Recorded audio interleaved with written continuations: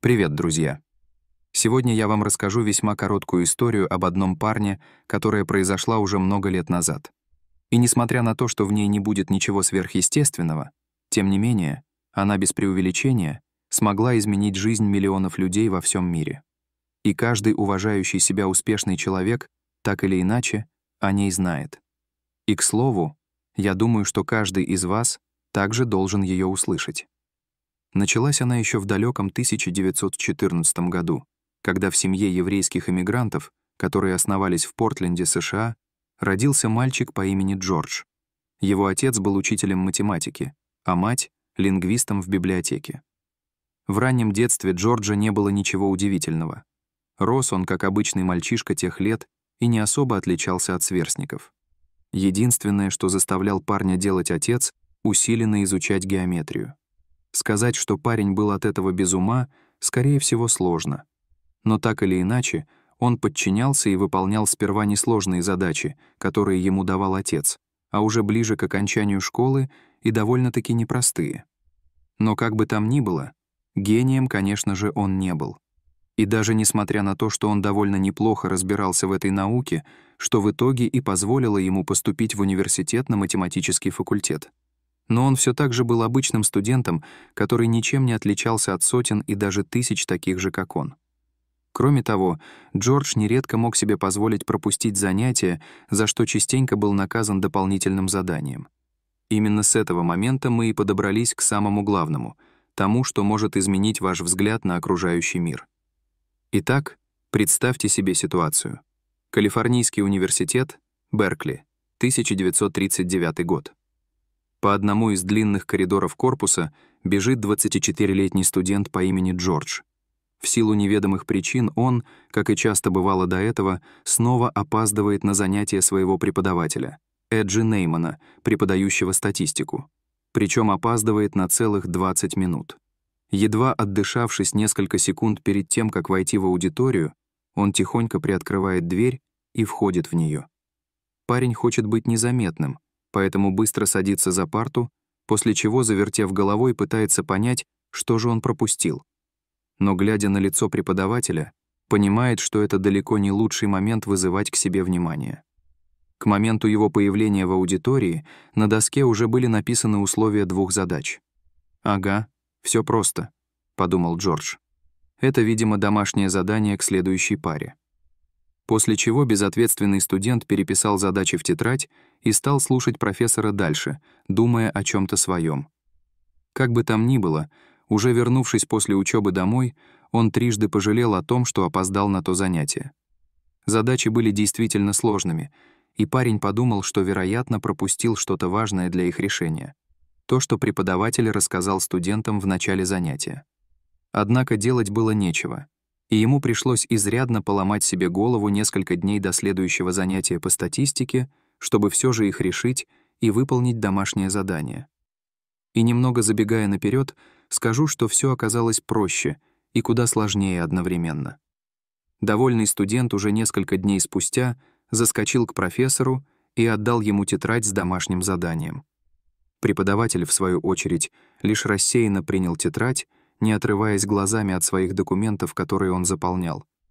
Конечно же, он как-то не сразу смог вспомнить, что не задавал студентам ничего подобного, и автоматически положил тетрадь к себе на стол для проверки. С тех пор прошло уже почти 2 недели, а ответ от профессора парень так и не получил. Кроме того, уже на следующем занятии преподаватель подошел к Джорджу и сказал, что его задачи все еще на проверке. И это еще больше заставило парня понервничать, так как такая длительная проверка могла для него плохо закончиться, учитывая тот факт, что на кону была годовая оценка. Но то, что дальше произошло, даже трудно объяснить словами. Спустя некоторое время Джорджа вызвали в деканат, и перед этим походом у него было плохое предчувствие. Но когда он открыл дверь в кабинет, то увидел, что в нем уже находилось несколько незнакомых ему мужчин и профессор статистики вместе с деканом. Трудно описать, что ощущал в тот момент наш студент, и, возможно, он уже готовился к худшему. Но слова профессора его удивили. «Поздравляю, Джордж. Как ты до этого додумался? Сам или кто-то помог?» И хоть парень не мог сообразить, о чем идет речь, но все же спросил. «Профессор, О чем вы?» После чего Эджи Нейман показал ему ту самую тетрадь с домашним заданием. И, как оказалось, он все выполнил правильно.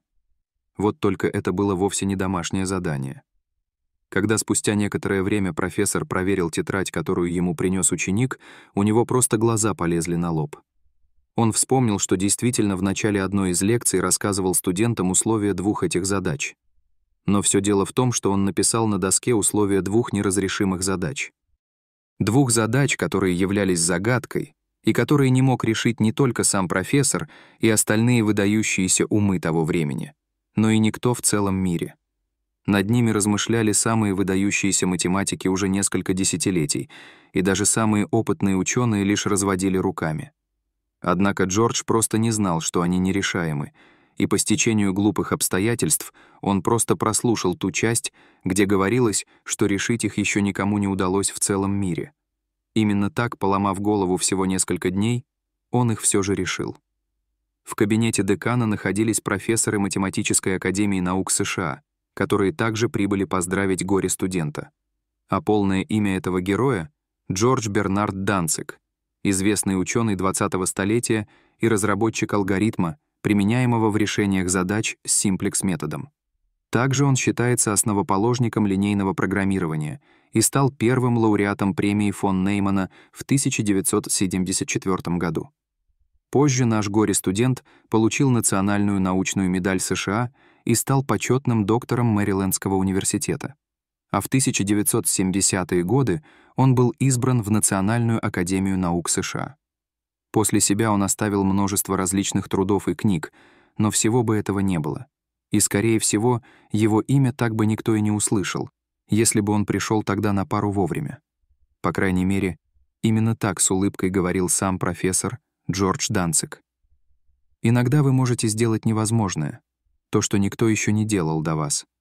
И все это возможно лишь в том случае, если только вы не убедите себя сами в том, что это невозможное невозможно. Если бы я тогда пришел на урок вовремя и услышал, что эти задачи нерешаемы, я, конечно же, никогда бы не смог их решить. Так всегда говорил Джордж Данциг, когда его спрашивали, как все это ему удалось. Ну, а эту историю взяли на вооружение все самые смелые и успешные люди. Новаторы нашего времени, миллиардеры и первооткрыватели. Все те, кто просто уверен, что все проблемы только у нас в голове и в восприятии того, что мы делаем.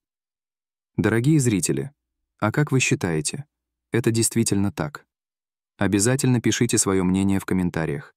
А если вам понравилось это видео, то ставьте лайк и подписывайтесь на наш канал. До свидания.